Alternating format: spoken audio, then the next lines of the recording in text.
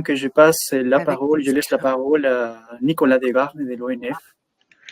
Oui, bonjour à tous. Je vais vous présenter les données qu'on utilise. Donc, je vais vous présenter les données qu'on utilise à l'ONF, parce qu'on a récupéré les données LIDAR dans le cadre récemment, et donc on a mis en place tout ça un processus de mise à disposition de données. Et je pense que ça peut être intéressant de vous montrer un peu globalement le projet. On va pas rentrer dans les détails trop techniques, c'est un peu un panorama assez large de ce qu'on peut faire avec les données à l'office. Donc la présentation, elle va se passer en 3 parties. La première, ça sera un rappel sur le fonctionnement un peu du LIDAR et des livrables associés, la modélisation qu'on a mis en place, et ensuite vous parler un peu des livrables qui sont mis à disposition au sein de l'Office. Donc juste pour replacer le projet, on profite du plan LIDAR HD de l'IGN dans le cadre du plan France Relance, où il y a eu une couverture nationale du territoire qui a été fait avec un vol LIDAR qui est prévu sur plusieurs années, et dans lequel on a intégré un projet de modélisation pour le massif vosgien. Donc c'est un projet un peu global sur plusieurs blocs de données. Et donc je vais vous présenter un peu la synthèse de ce travail-là. Donc pour l'exemple, on va se placer au cœur des Vosges, à Saulcy-sur-Meurthe, dans le bloc RF, et on va remonter un peu dans le temps. Parce qu'on va se placer en 2021, quand il y a eu les premières phases d'acquisition. Donc, ce qui se passe, on parle de LIDAR à balayage parce qu'il y a un balayage du territoire qui a été fait avec un nombre de vols multiples, avec un passage de bande qui permet d'aller acquérir de la donnée. Donc, l'acquisition a été faite sur ce vol avec des données de Syntegra sur une surface LIDAR à peu près 19 000 km². Et la date d'acquisition est importante parce que ça a eu lieu entre janvier et avril 2022. Et c'est important pour l'ONF parce que c'est des données qui sont prises en théorie hors feuille. Donc, du coup, on peut bien identifier la partie des feuillus et des résineux qui sont pas encore, et des feuillus qui sont pas encore en feuille. Donc, c'est une donnée qui est intéressante. Et on parle de données LIDAR, juste en un mot, qu'est-ce que c'est? C'est un acronyme anglais de Light Detection and Ranging, et c'est un appareil qui va envoyer un faisceau laser, comme le fait un radar, pardon, et on va récupérer des échos. Donc, une fois que le signal est envoyé, dès qu'il touche quelque chose, il va revenir à l'émetteur et on va capturer l'information. Donc, si on analyse ce faisceau, il y a une relation avec la distance, et ça nous permet d'avoir un nuage de points en 3D avec des valeurs en X, en Y et en Z qui traduisent de l'élévation. Donc, ça nous donne un nuage de points 3D brut. Donc, il y a une étape qui est faite, c'est la classification qui nous permet d'aller récupérer les informations de ce nuage de points. Juste un mot sur la qualité du nuage. Sur le vol, on est sur 18 points du mètre carré, c'est des bons indicateurs. Il existe aujourd'hui des très hauts indicateurs, mais pour nos fonctions de gestion forestière classiques actuellement, c'est assez bonne qualité.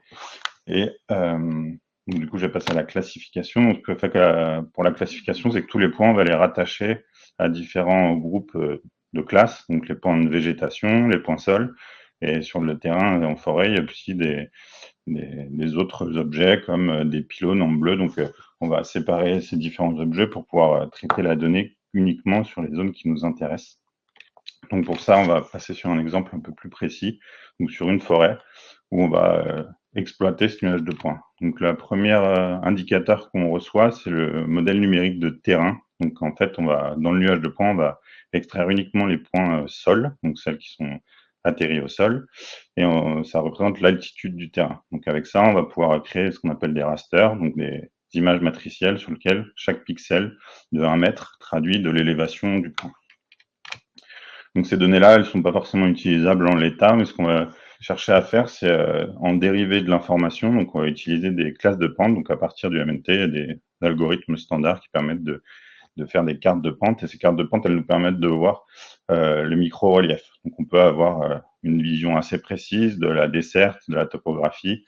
Ça nous permet d'améliorer nos référentiels et aussi de cartographier les cloisonnements silicoles et d'avoir une gestion un peu plus fine de notre réseau de desserte. Et il y a aussi des informations qui sont importantes dans le micro-relief.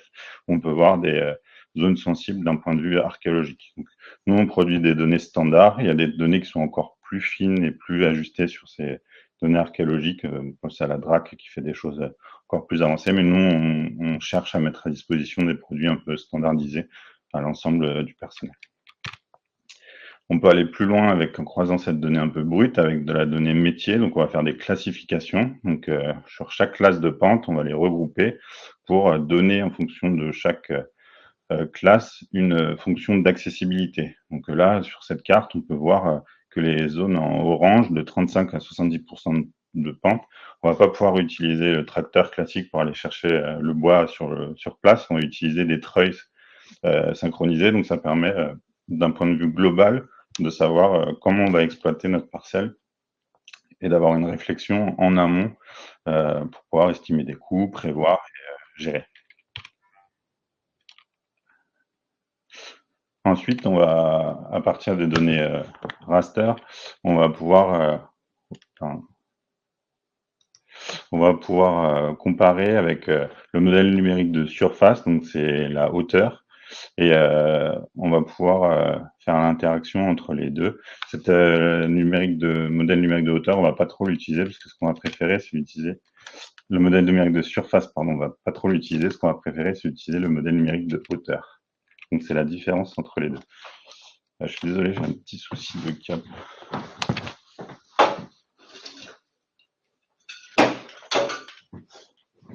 Si, il n'y a pas de souci, on laisse le temps à Nicolas de récupérer la présentation. Pour l'instant, j'ai vu une question de Laurent Gillet et je ne suis pas sûr d'avoir bien compris la question. Est-ce que pourriez-vous la préciser ou spécifier si c'est lié à la présentation des données LIDAR? Après, vous pourrez la réécrire selon les questions. Merci Nicolas, tu peux continuer. Oui, désolé, excusez-moi, petit souci de batterie. Donc du coup, on va comparer le modèle numérique de surface, donc la hauteur, avec le modèle numérique de terrain, le sol, et ça nous permet d'avoir la hauteur de végétation. Donc pareil, pour la hauteur de végétation, on va faire des différentes classes, et ce qui va nous permettre d'avoir une différente visibilité sur les classes de hauteur des peuplements, et ça entraîne des actions un peu particulières en gestion forestière. Donc on va pouvoir déclencher des coupes en fonction de la hauteur et préparer un peu notre martelage pour qu'on ait une vision un peu globale. Puis ça nous permet d'identifier quasiment des arbres, et donc pour les gros arbres en limite de propriété, on va pouvoir les surveiller pour faire tout ce qui est problématique de gestion d'accueil du public en forêt. Donc c'est un panel assez varié de données, avec des données brutes et des données plus travaillées qui répondent à des besoins précis. Donc ces données, elles sont disponibles sur chacun des blocs du projet LIDAR HD. Donc là, je vous ai précisé certains blocs qui ont été utilisés dans le cadre du massif vosgien. Il y en a d'autres qui sont en cours de mise en production. Donc il y a une carte de l'IGN qui met en statut l'état d'avancement de ces données. Et donc ces données, ensuite, on va chercher à aller plus loin que juste une donnée brute. On va aller chercher la modélisation et de savoir comment se comportent les peuplements forestiers. Donc la modélisation, c'est la prédiction de paramètres forestiers à partir de ces données de LIDAR aéroportées. Donc il y a besoin de différentes choses. Il y a besoin des données LIDAR, ça on l'a, et on a besoin de comparer avec des données de terrain, avec des mesures de placettes de calibration. Donc ces mesures de placettes, on en a fait 915 sur le projet. Pendant l'hiver 2021-2022, c'est important parce que on a besoin d'avoir de placettes de terrain qui se collent au mieux de la réalité du vol. Donc, on a eu des financements et puis c'est un projet assez complexe parce que c'est sur plusieurs agences et sur plusieurs DT au sein de l'ONF. Donc, une fois qu'on a récupéré ces placettes, on va pouvoir les comparer avec le nuage LIDAR, donc ce qu'on appelle la phase de recalage des données, où on va pouvoir comparer les données pour pouvoir réfléchir à l'étape d'après, qui est la modélisation statistique. Donc, c'est la mise en relation entre les paramètres qui sont mesurés in situ sur les placettes, sur le terrain, et les indicateurs LIDAR. Donc, pour ça, on va aller récupérer dans le MNH LIDAR ce qu'on appelle les apex, donc c'est la position de chaque arbre, et ensuite, on va comparer avec les placettes pour créer des modélisations statistiques. Je ne rentre pas dans le détail parce que c'est très, très technique, mais on pourra en discuter par la suite. Donc, une fois qu'on a ces modélisations, on va produire de la donnée.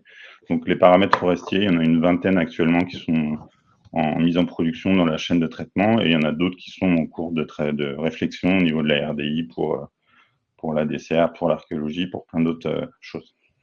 La taille des pixels qui sont produits, c'est 26 mètres, donc c'est pas au hasard, c'est parce que c'est le lien direct avec la taille de la placette de calibration de 15 mètres de rayon. Donc une fois qu'on a obtenu ces données, on va chercher à les mettre à disposition du terrain et créer des livrables. La première étape, c'est de ne pas les donner justement et de réfléchir en amont avec un document de synthèse. Donc c'est la fiche de modélisation, et c'est un document cadre parce qu'il nous permet de comprendre. C'est des données nouvelles avec des imprécisions qui peuvent exister. Et du coup, ce document, il permet d'accompagner la mise à disposition des données en remettant un accent sur les limites d'utilisation que peuvent avoir ces données-là. Donc, je vais vous présenter 3 données rapidement. La première, c'est la surface terrière. Donc, c'est une donnée qui est un peu compliquée à expliquer. C'est la somme sur 1 hectare des surfaces de section à 1,30 m. Donc, c'est comme si on coupait les arbres à 1,30 m et on récupérait toute la surface des arbres. C'est un indicateur qui est clé en sylviculture, ce qui nous permet d'avoir une bonne estimation de la manière de répartition des peuplements. Donc, pour cette donnée-là, on est globalement assez précis. On a 72% de coefficient de corrélation. Mais sur certains niveaux, on est un peu moins précis. Quand on est sur des surfaces terrières très faibles, parce que quand on n'a pas beaucoup de données, c'est difficile d'avoir un modèle qui est très, très pertinent. Et sur les grands arbres aussi, où on sous-estime un peu le capital. Donc, c'est des indicateurs qui sont donnés aussi aux agents pour qu'ils puissent ajuster leurs décisions. Donc, l'idée, c'est d'avoir des outils d'aide à la décision et pas de décision. On ne prémâche pas le travail. Donc, juste, on donne des outils pour pouvoir que le forestier sur le terrain ou l'aménagiste, quand il prévoit la gestion forestière, puisse apporter des solutions concrètes. Donc, 2 autres indicateurs, la hauteur dominante. Donc là, on va prendre les 100 plus grands arbres à l'hectare et pour chaque pixel, on va redonner la valeur. Pareil, ça permet de voir sur une parcelle ou plus large les endroits où il y a des hauteurs dominantes importantes. Le ratio est fait aussi au niveau des diamètres, donc pour récupérer les diamètres dominants. Et ensuite, on peut avoir d'autres analyses qui sont directement issues du nuage de points. Ça va être du MNH, ça va être la trouée. Donc, on va pouvoir voir là où il y a des trouées, là où il n'y a pas eu de trouée, en segmentant le nuage de points. Donc, toutes ces données, elles sont mises à disposition de plusieurs manières à l'ONF. La principale, ça va être un outil qu'on a développé en interne pour l'usage interne qui s'appelle Visulide, qui permet à la fois d'afficher les données et aussi de produire des analyses sur des polygones ou sur des parcelles. Donc, ça permet de préparer le martelage pour parcourir quantitativement la donnée, préparer aussi les différentes autres actions qu'on fait en sylviculture. Et l'avantage de ces données-là, c'est qu'elles sont continues sur le territoire et qu'elles nous permettent de prévoir les actions qu'on va faire. Donc, comment on y accède à l'Office? Il y a plusieurs possibilités. Il y a un accès via les serveurs SIG locaux. Il y a un accès pour les MNX via des PDF qui ont été générés sur toute l'emprise du massif vosgien. Et il y a les accès avec Visulide que je viens de vous présenter. Pour les paramètres dendrométriques, donc tous les variables qui arrivent par la suite, il y a un accès SIG et Visulide. Et on a aussi mis à disposition des croisements qui permettent à large échelle de croiser à la fois les données géomatiques et les données du LIDAR, et pour avoir des synthèses à la parcelle, puisque le cœur de l'utilisation, c'est quand même Excel qui permet à chacun de refaire un peu ses ajustements et ses traitements. Donc ça, c'est à l'ONF. Au niveau externe, comme on a parlé tout à l'heure, au niveau des données MNX, donc MNH, PANT, il va y avoir des données qui vont être mises à disposition en open data via l'IGN, donc sur les blocs disponibles qui ont été volés. Par rapport aux paramètres dendrométriques, donc j'ai pas de bonnes nouvelles à vous annoncer parce que pour l'instant, on n'a pas décidé encore la mise à disposition des données. C'est en cours de réflexion. Globalement, sur la forêt publique, les réflexions sont plutôt avancées et tendent vers une mise à disposition en open data a priori prochainement. Il y a des questions au niveau de la forêt privée parce que ça engage la responsabilité des propriétaires et du coup, c'est des discussions qui sont avancées au niveau de l'ONF au niveau national et puis avec les ministères. Et pour refaire un point avec ce qui a été dit tout à l'heure, pour accéder aux données de l'ONF, il y a une page Open Data où on va récupérer les parcellaires et les autres informations et puis bien sûr Data Grand Test où on peut récupérer de l'information. Donc, je vais juste finir parce que c'est pour remettre un point, c'est que c'est une donnée qui est assez technique, assez complexe à intégrer. Donc, il faut avoir en tête que c'est un sujet qui existait un peu déjà de manière ponctuelle sur certains projets, mais qui va être amené à se développer. Donc, on a mis en place tout un système de formation à distance, de support, de présentation pour permettre aux équipes d'intégrer le fonctionnement de ces données-là. Il y a des outils aussi qui se mettent en place pour pouvoir faciliter l'accès aux données. Et il y a tout un maillage assez riche de compétences avec des référents LIDAR et géomatiques et aménagistes qui sont été formés et qui permettent à la fois de traiter ces données-là et puis à la fois de former les gens sur le terrain pour leur expliquer comment fonctionne la donnée. Et si vous voulez un exemple plus précis encore, je vous invite à regarder la présentation qui a été faite dans le cadre de la plateforme Osmose de l'hygiène de mon collègue Fabrice Koch qui représente un peu globalement et puis un agent qui montre concrètement avec Visulit comment ils utilisent ces données. Donc je vous ai mis le lien YouTube de la présentation. Donc voilà, enfin je vous remercie de votre attention et puis excusez-moi pour le petit souci technique. Je vous remercie. Pas de souci. Merci beaucoup, Nicolas. On a une seule question qui a été posée par Aurore et elle se demande quel logiciel utilisez-vous pour le pré-traitement des données LIDAR et notamment le passage des nuages de points au raster? Alors, je pense que les personnes,